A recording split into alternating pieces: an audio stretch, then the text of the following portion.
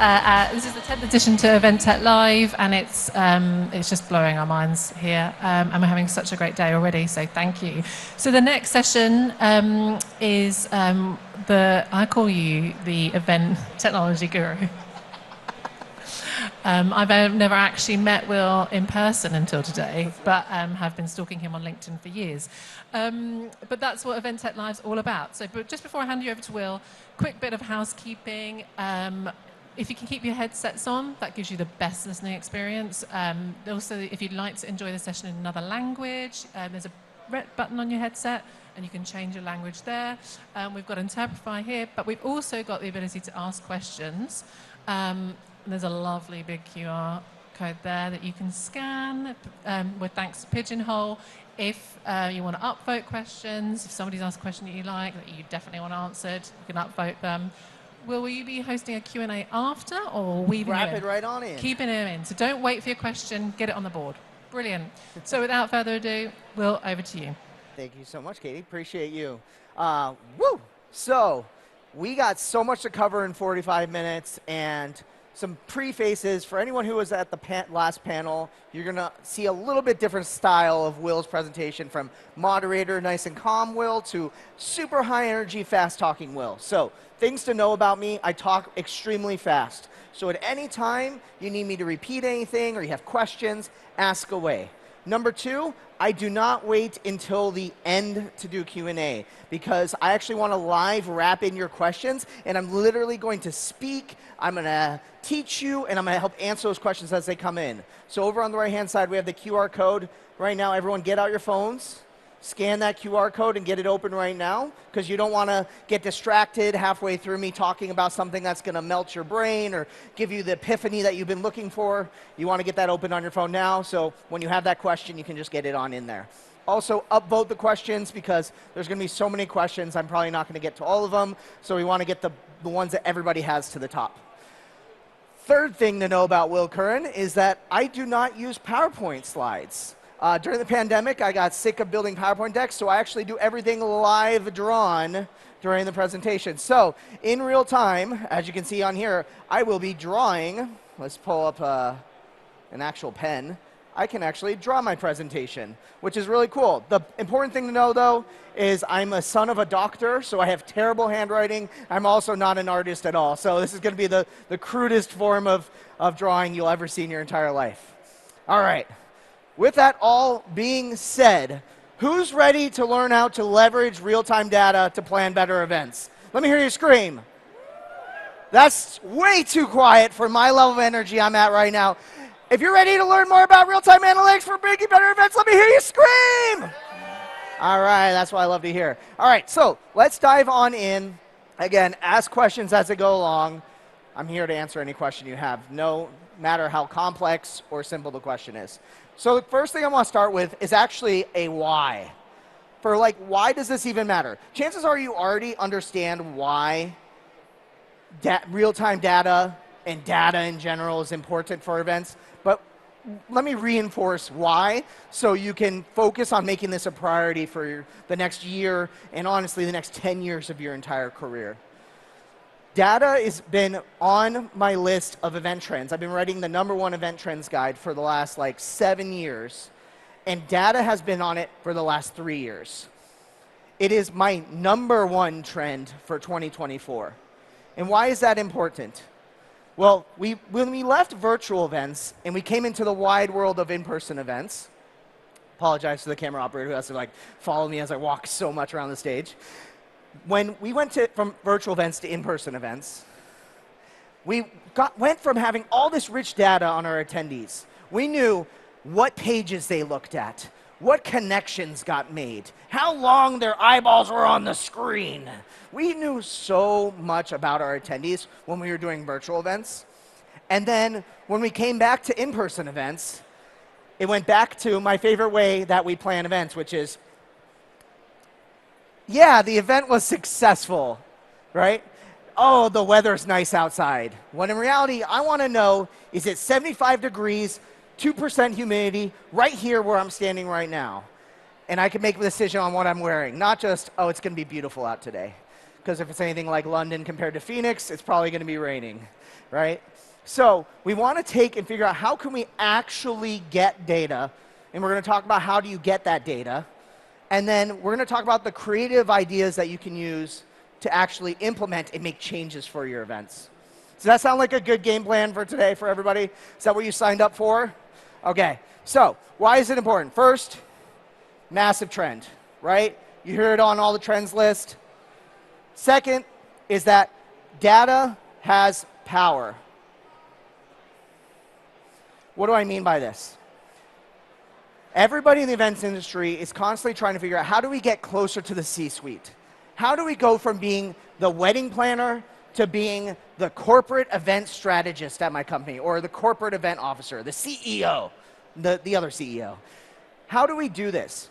Well, if we're constantly talking about events and we're talking about Pantone color of the year, or, oh yeah, I think the event went really great this last year, you're never going to get to that point where you can start having real conversations about how your events actually affect the events, the strategy of the company, and where it's going, and the trajectory of the objectives that we're trying to achieve. The next piece of this, too, is that marketing needs you. They might not admit it right now, but especially in 2024, the AI boom that has happened has made it where the strategy of content marketing that they relied on so much prior to this year in 2023 was a rock solid strategy, no longer is going to be the rock solid strategy. If AI's writing all the blog posts and generating all the videos, how do we actually get our message across to a captive audience? Well, you know what they've noticed this year? Events are how we do it. Have you started to notice that? How marketers are part of our conversations more than ever before? How many people out there are event marketers themselves? When I usually ask that question, usually 50% of the audience raises their hand, but you guys are very, very quiet. So how many people have a pulse and are alive right now? All right, there you go. Get used to that audience engagement. So we're going to see more and more marketers as part of our conversation. They're going to be asking for our helps in trying to create experiences that drive marketing activities for our companies. And you know what they care about? What marketers care about more than almost anything other than maybe Pantone color of the year? Data. They want to know data about so much data about the person. They want to know how they can get their data across all their different tools into the CRMs, into the marketing automation tools, all that stuff. They want to know, hey, who are the most active people on my website? They're so focused on data, and they've been given so much data through marketing tools over the years. Now they're coming over to the event side, and they're like, wait, you can get me their first name, last name, and email address and the day they registered, and that's all you get about them? I know if they attended the event or didn't attend the event. There's so much spectrum in between those two. So we got to solve that. And lastly, when it comes to the data piece, what I was talking about easier as well is it's going to make you more powerful. How many people have heard the term work smarter, not harder? The data play is the smarter, not the harder piece. Okay? All right. Everybody doing good so far? Pulse check? Does that make sense to anybody? You're like, I didn't come here for a one-on-one, Will. I want to know how to actually do this. It says it in the title. We'll definitely get to that in just a little bit. All right. By the way, when I do my talks too, I build these all live for you guys. So this is all brand new content you all are seeing. All right, so the next piece where I want to talk to you guys is about the philosophy of how I like to think. Swear to God, I better know how to spell philosophy. That's how you're going to spell philosophy today, even though that's totally wrong. All right, the philosophy around how I think about data and how we can utilize this is going to really help you now understand when I start to talk about how do you actually use the technologies we talk about in a little bit, where it comes into planning this. I think that we're in a day and age where we can do this in real time. Obviously, there's a reason why it says real time in the topic description, but someone came up to me and said, hey, are you going to talk about like how do you use the data and affect the event that you're actually doing right now? Not just I'm going to gather a bunch of data and then look on it like a month after the event and then hopefully use it to improve the next event. My philosophy is that you have tools available to you today that allow you to do this in real time. And I get it. For event planners, specifically, we're like, one more thing I have to worry about, right? I went from being the event planner to now I'm a hybrid event designer to now I'm also having to watch data in real time. Well, for me, I think this is really where we can start to do some real magic. And we'll talk about that magic in a little bit. So first thing is about real time. How do I affect the event that I'm in right now? And I'll use some examples in a little bit. The second thing when it comes to this philosophy of how we're going to do this is you have to recognize that you're not, the same old ways aren't going to work. And what do I mean by that? Trying to put on a futuristic real-time data event, you can't expect that you're going to get the same results by just using the exact same tools you've always used. And this means that you might have to look into new tools that you might not be comfortable with, or maybe aren't part of your event tech stack. So this means going beyond just the surveys, which we'll talk about potential real-time surveys you can do, but this means incorporating technologies like RFID and Bluetooth Low Energy. If you want to get the real real-time data, you have to use these sort of tools. And I know for a lot of people out there, they've heard about RFID, they've heard about Bluetooth Low Energy for the last few years, and they thought, I don't have the budget for it, I'm not ready to do that at this case. I'll explain, and if in case I don't have time and I run out, I can also explain how you can actually turn this into a revenue generating center a little bit later. Real quick from the AV team, is it possible for me to get the Q&A at the downstage monitor, if that's okay? You guys are already starting to ask questions, and I want to answer them. All right. The next thing when it comes to the philosophy of how to do this is that you also have to think about designing your event to gather the best data.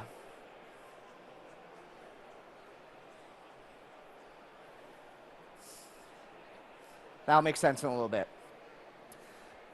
The last piece, I think, when it comes to the philosophy of how we can do this and why, with the way I want you all to think about this real-time data is that it's going to be overwhelming at first. There is such thing as too much data.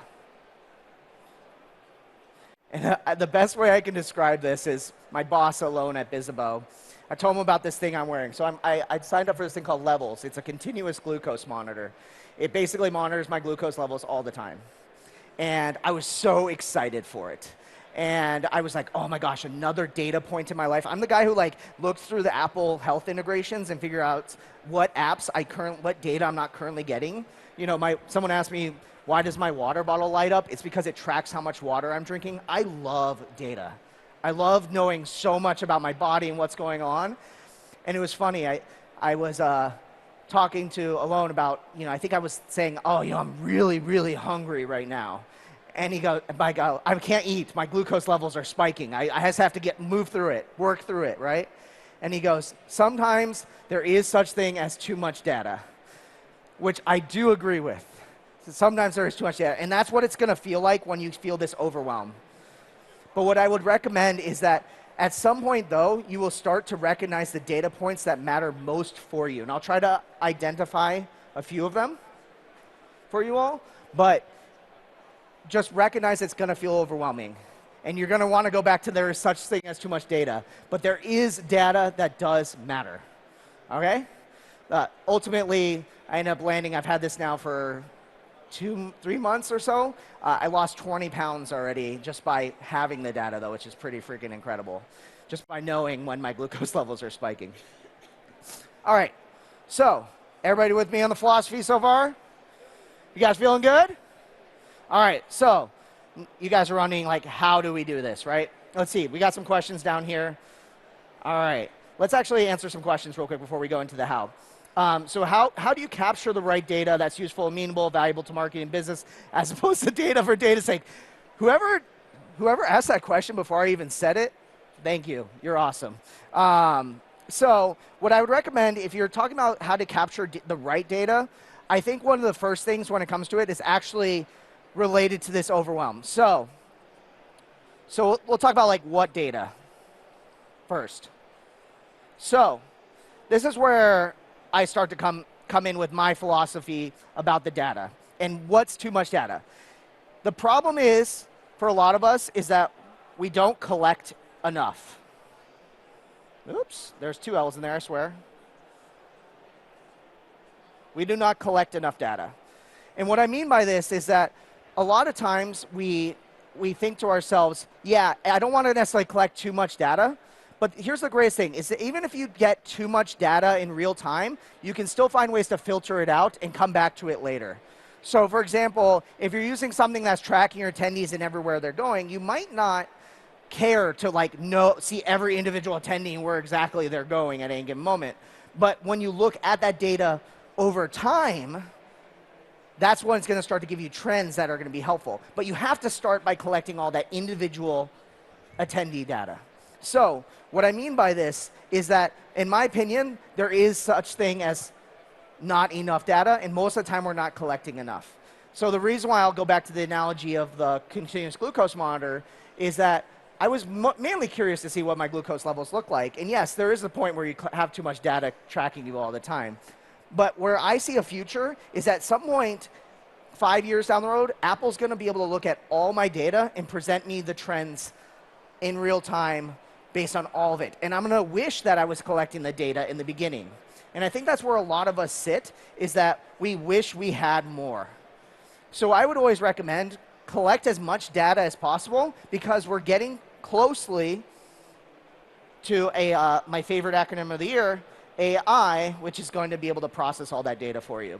So let's talk about things that matter to me, that when I'm thinking about data use. So I want to find out things about what's related to my core objectives of my event. So this is obviously hyper-personal for every single person, but there's usually something along the lines of more networking, more sales, more awareness, right? You guys know this stuff. And it depends too, right? Your event might be an awareness play, not necessarily a direct sales play. It might not be about networking. It might be about education. You have to figure out whatever that objective is and assign it along that data line.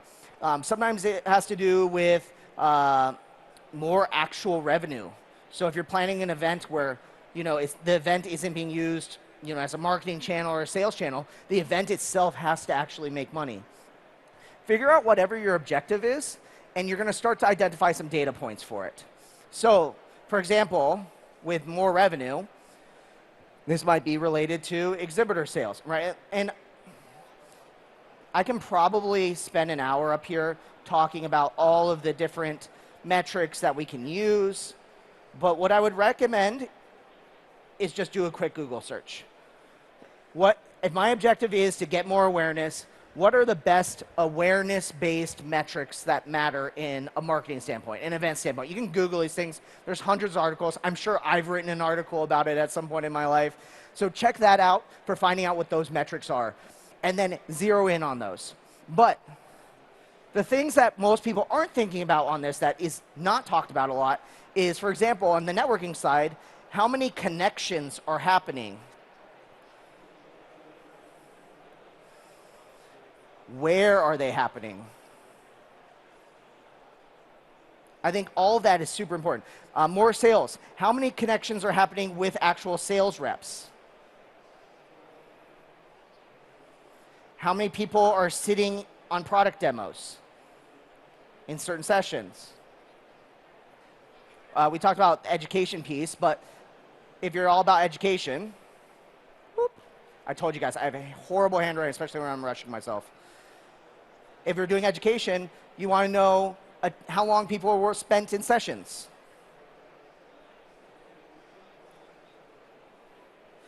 What I would say is, for a lot of you, if any of this sounds surprising, but you can track all of this in real time using tools that exist today. I'll specifically talk about one, which if you know anything about who I am and the shirt I'm wearing, you know where this is going to go eventually. But I'm not going to spoil the ending for everybody else who has no idea what we're going to talk about. So, what data? Hopefully that helps answer your question to give you your point thinking. What are the most unutilized points that you should be tracking? My opinion, this one, like the connections piece is the piece that I think everyone's missing right now, right? Like we have the ability for RFID to know how many people are in this space. We have the ability to know how many people have logged into the event app.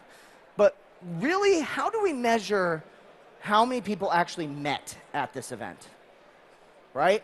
Which is honestly probably the core metric for almost all in-person events. And by the way, I mainly lean on in-person events because if you want to know anything about real-time data for virtual events, just Google marketing analytics and just go down that rabbit hole. Marketing analytics and virtual events analytics are pretty much the exact same thing. So when it comes to in-person though, knowing how many people actually connected with each other, I think is the missing piece in this entire thing. I'm really trying not to get to the end, the twist at the end of this story for you guys. So that's a piece I think that's really underutilized with how important it is. Like, you know, for example, how many times do we spend tens of thousands of dollars on open bars at events? There's probably like, I bet you there's a statistic like $1 billion of events of dollars get spent every year on open bars at events to facilitate more networking. But how do we know that open bar actually facilitated more networking? Right? So, all right. And it's trying to undo all my work. Okay, let's see. Any other questions related to data? Cool. Okay, we're going to come back to that one. Quality, not quantity of data. We'll come back to that one too. What kind of tools are you talking about? We'll save that one for the end. All right, so let's talk about small ways that we can do this. And my gosh, this is definitely an hour-long presentation. I don't know how I'm going to fit this all in 45 minutes. So let's start with small ways to do this. And for a lot of people who are super advanced, hang with me. We're going to get to the crazy advanced stuff, but I want to start small steps. So, small ways that we can do this. First thing is the one that we're all very, very familiar with is surveys. The problem with surveys is that we wait until the end. And obviously, you're here to talk about real-time data, so you know exactly what I'm going to say about this. Let's not do that anymore. Instead, and I think the way that users are actually moving towards is that we need to find ways to do micro-surveys. What the hell is a micro-survey, Will? We've all seen a micro-survey before. We've been on a website, and there's a pop-up that pops up and maybe asks you a quick question. It says, hey, do you like this page? Do you not like this page? You know, leave a comment on what your thoughts are. We need to start doing this more often for our events through push notifications, through the event app that we're using. No one wants to sit down and spend 20 minutes answering your 30-page survey anymore. No one has time for that. But what they do have time for is to answer a quick question and give you that feedback. This is totally possible using tools, you know, for example, like Drift. SurveyMonkey does this. There's tons of pop-up survey tools. You're looking for the term pop-up surveys. And the best part is that most event apps, let's make this one gold. Most event apps allow you to embed HTML on them these days. And it's literally just embedding a script of HTML and then choosing when you want it to pop up. So that's one small way of doing it. The next way to do it is using our good friend, the QR code, to once again ask for feedback. Feedback is probably one of the areas that is going to be your quick step into this world of real-time data, because what you're wanting to do is get a feel for how things are going. Again, moving from this and, yeah, everyone looks happy, oh yeah, that booth is really busy, to how are you actually doing this? How are you actually enjoying the event and asking for that feedback? So, for example, maybe doing a QR code at the end of every session and asking everybody to scan it and give a feedback on that session right then and there. You know, if you really wanted to do this old school, you could even just print out a piece of paper and have people check it and have someone process it. If you really wanted to avoid all the great tools that exist out there. But let's focus on the reason we're here, which is event technology, and do it that way. So, utilizing QR codes for feedback, using it for interaction. So, you know, one of the things that I would totally be looking at in terms of a real-time data is that if I was at this event right now, is I'd be looking at Pigeonhole, which is our lovely stage sponsor doing all the Q&A. You know, I'm going to put my James Dixon hat on for a second, but if I was James, I would literally pull up the dashboard and see which sessions are actually getting the most amount of questions, which ones are getting the most answers, which ones are getting the most amount of comments, and using that to direct in real time my strategy for the next day. That's a piece that I kind of glazed over, but I want to make sure that for on the Flossie side, the idea is get the data as soon as possible and make changes. Like, don't have a sacred cow that is what's going to happen tomorrow. You know, there's some things that do have to stay the same day after day. Like, for example, you probably can't change the layout of this room very easily. That'd be amazing. Maybe in the future we'll put everybody on wheels and just like shift around. But this is going to be a pretty static location setup. But what you can do is push people in directions you want them to go. So imagine, for example, this is how I would utilize this, is in small ways. How many people are using lead capture tools at their events right now? Hands up higher, hands up higher. Okay, cool. So like a few of you. So I would be looking at the lead capture data every single day. I would even look at it halfway through the day. And I would say, which of our exhibitors are most successful right now in getting leads? And how can I help those who are maybe not getting enough leads? Maybe if I see that there's an exhibitor who's crushing it, maybe I can start hinting at them while their dopamine release is going super high. Hey, maybe next year you want to do a bigger booth. Inception. But lead capture tools give us a lot of data. The problem is we look at it at the end of the event. So the philosophy also around this is that we need to commit to looking at this data in real time. So, okay, because I only have 15 minutes left and there was just way too much to talk about. Let's talk about the golden goose in the room, why I came out of retirement. So how do we do this now in an actual futuristic way? And it's a term you heard about pre-pandemic that disappeared, and I swear it's coming back because I'm going to make it happen. And it's wearables.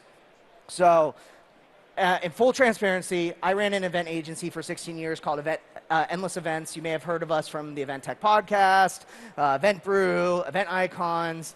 So I've been an event planner like you guys in your shoes. I decided to take early retirement, hired someone to run my company for me, and was like, done. I get to like live the life at 34, early retirement. Turns out I got bored. So I said, hey, I'm looking for my next big thing. And it turns out there was a company called Bizzabo that was just acquired a company called Click. Click is actually something I was a customer of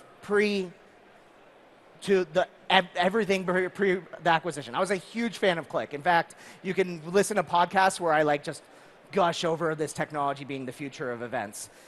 I got lucky enough that now I work at Click basically to spread this message. So what may seem like an advertisement for the next 15 minutes, I promise you it's actually Will just being super excited, and it just happens to be that I work there. So to give people an idea of how technology like this works, and you don't have to use Click, you can technically do some of this stuff through RFID, but using a wearable like a badge, in this case, it's a badge with a little attachment on the back of it. And what it does, it allows your attendees to trade contact information instantaneously. What's great about that is, how many people here don't have business cards anymore? Oh my God, everybody. How many people find it awkward that when you meet someone interesting at an event, the first instinct is to pull out your phone, which then has pop-up notifications from your mom and your best friend, and also, that is the Wi-Fi even working at the event? And all of a sudden, what were we talking about again?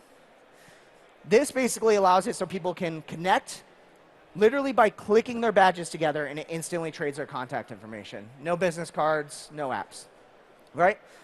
That's one of the most exciting things about this. In fact, it makes events like this really painful when there isn't click. I'm just so used to it. Which, by the way, I will pass this around. This is my hold-in for it. If you tap your phone to the back of the card, you can get my contact information. So if you guys want to connect with me afterwards, just tap that card to the back and we'll pass it around the room. So, all right, so that's the first thing. So now you're collecting data and you actually know how many people are connecting with each other, right? That's the piece that's missing when it comes to the technology. Your technology that does the connection needs to somehow allow you to know if that connection was made. So that's now one data point. The best part is you can now also use this for exhibitors. So your exhibitors are also using the same thing that everyone enjoys trading contact information with each other, is now not an awkward, hey, can I scan the QR code on your chest? Oh my gosh, I promise I'm like not pointing a camera anywhere near anywhere, right? But instead it makes it a very, very easy process to be like, yes, let's trade contact information. But when it comes to wearables, so we talked about connections, and this is a big problem that we have to solve and that we can get data on as well, is what happens with exhibitors and attendees and the interaction that is the introvert who doesn't want to talk to the salesperson, right? This is me journeying into sustainability live for a second. Is we're at this stage where like, okay, I have to print out a brochure for you or whatever it may be, but what if I just want some information but I don't want to talk to anyone? But the way to do it in the past was, yeah, let's hand out cards. Hopefully I can sneak by without a salesperson being here. Now with technologies like Click, you can actually do what are called touch points. And this is where you get even more data. People can literally go click their badges straight to another little touch point. It could be a little box, or it could be whatever they want it is. And the person can instantly download the information they want to their profile. So they literally don't even have to sign up, whatever it is. But what's great about it is the exhibitor still gets that data, and you get that data to know how many people are actually using the touch points. That's a little sidebar on touch points piece. But what I think the exciting piece about this is it's giving our attendees more ways to interact with each other.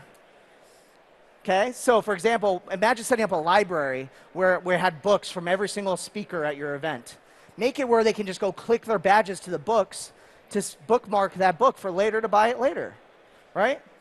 So you start to see this, power between creating a wearable technology that allows people to have fun doing it.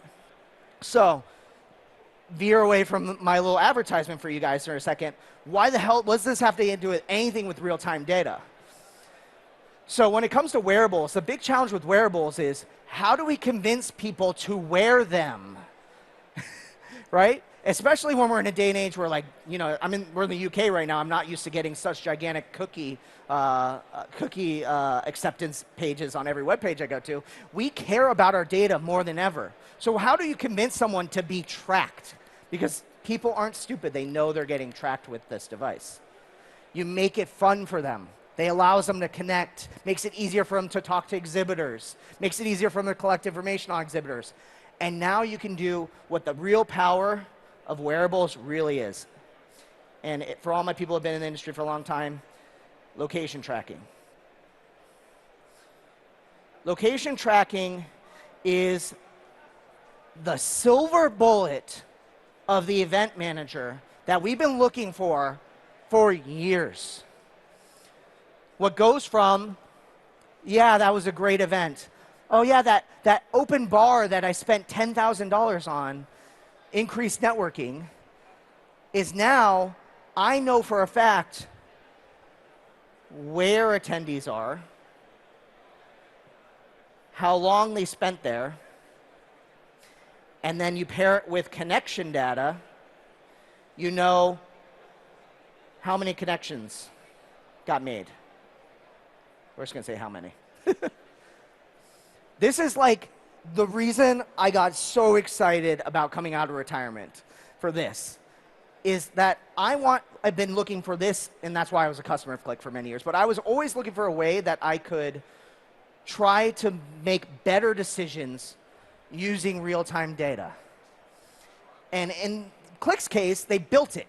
They built the dashboards, they did all the hard work that allowed me to get live heat maps that showed me where everything was, that allowed me to see how many connections were being made. So for example, let's talking about some of the cool metrics that I love to monitor. We're going to come all the way over here. So what do I care about? Everybody doing okay? Woo! I see the brains are melting right now. Wait, let's see. Care about. Why do I care about? There we go. So the things I look at is the connections average.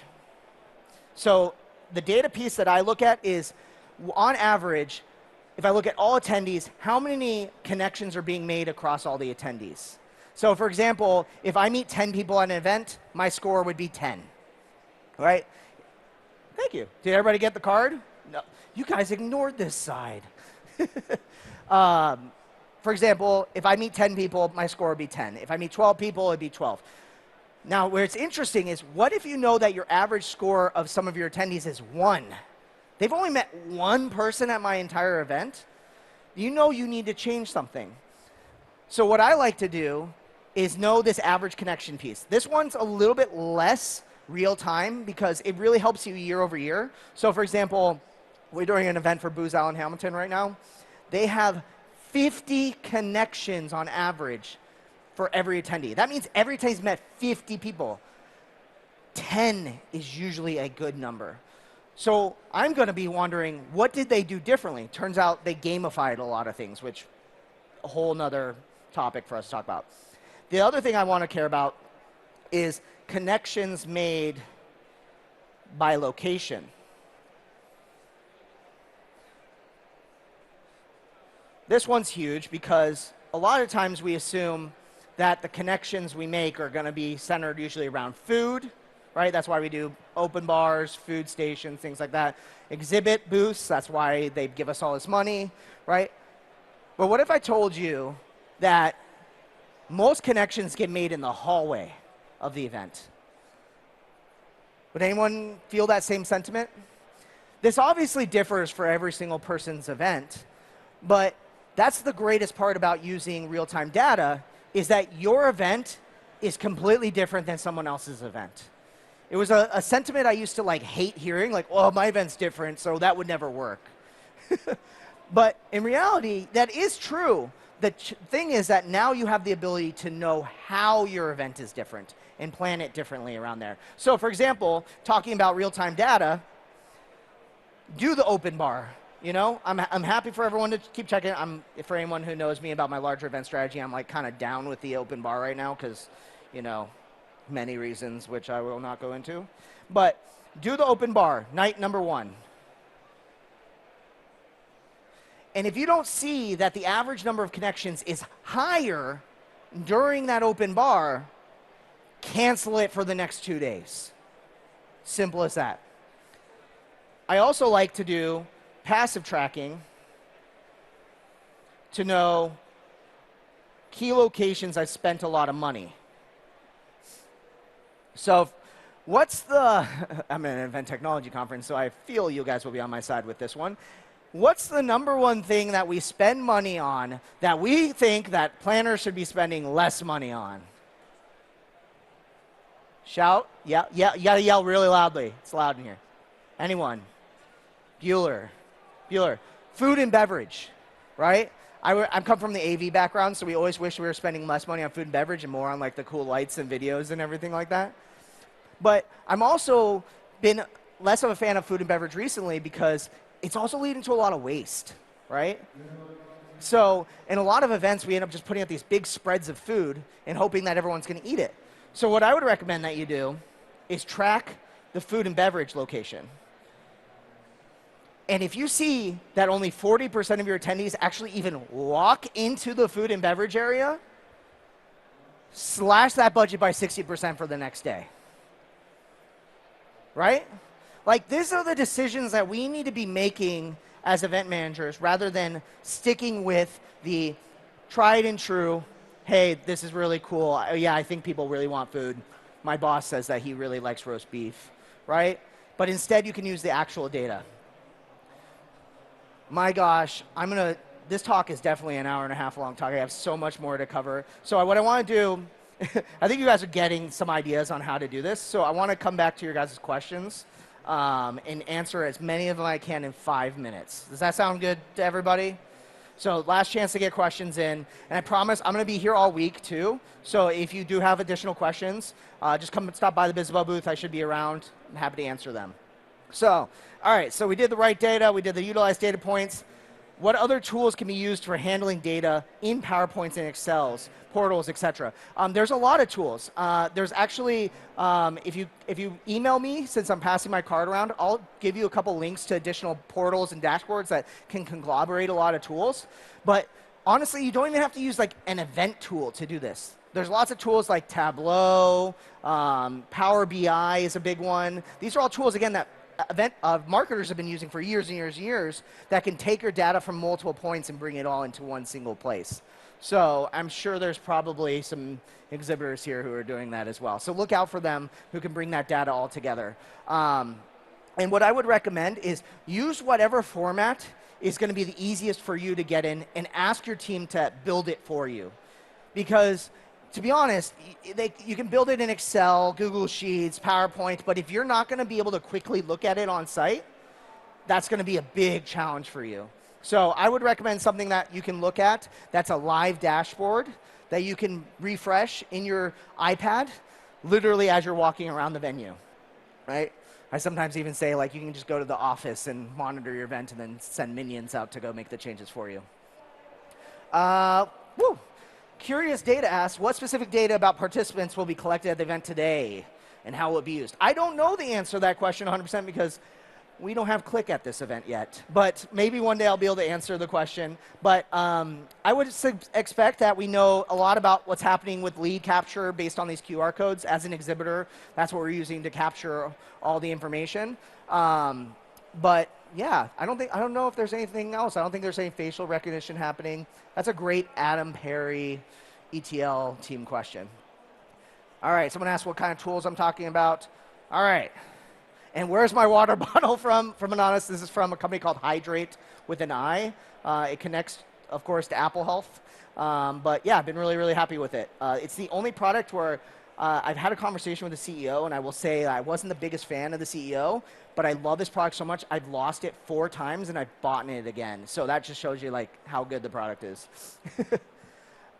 I'm going to get that CEO back for being a dick. All right, so 2 minutes left. I want to give you guys some more resources real quick. So first is, if you want to know more about me, this is my QR code to my site. It includes links to every single podcast I've ever been on across the entire internet that aren't even my podcasts. So I talk about everything from data to the future of events and things like that. So scan that QR code. Tons and tons of resources on there, including for all my event tech nerds. This is the last time I'll be on stage all week. My list of all of my favorite apps. So, for example, what email client am I using? What calendaring tool? What tool auto-schedules meetings for me? All that fun stuff. What AI tools do I love? Check that out. Give you guys 5 seconds to scan that QR code. All right. And then click, which I very, very briefly talked about, which is just an hour-long presentation in itself. But if you want to know there's a little bit more and you're too afraid to come over and talk to us over at our booth, scan this QR code. There's an on-demand demo you can watch. Again, like, because I'm new at the company and because I literally planned events for 16 years, I like to say that I'm unbiased, but this is the greatest technology I've seen that really blew my mind in the events industry. So scan that. And what I would recommend is that if you're interested in learning more, I have a list of 4,000 different ways that you can use real-time data to make changes in your events. I'm happy to either send that to you, but come over to the booth, and I'm happy to talk through it and give you some one-on-one coaching and things like that as well. And we're right over there. We're the bright yellow. We're hard to miss. So, yeah, I think that's basically it for time. One last thing I want to do for y'all is give you guys an adrenaline release before the end of the day, my last talk. So, on 3, I want to hear you guys scream on a volume level about how much you actually enjoyed this. All right, being loudest is you just absolutely loved it, and if you hated it, you don't have to make a noise. Let me hear you make some noise on how you guys enjoyed my talk. Woo! All right, cool. I'm just glad you guys are doing good. Thank you guys so much. My name is Will Curran, and I'll look forward to seeing you guys all throughout this week. Brilliant. Thanks, Will. Let's give you a big hand. Thank you so much. That's 2 back-to-back brilliant sessions. Oh my gosh. I'm going to go take a nap.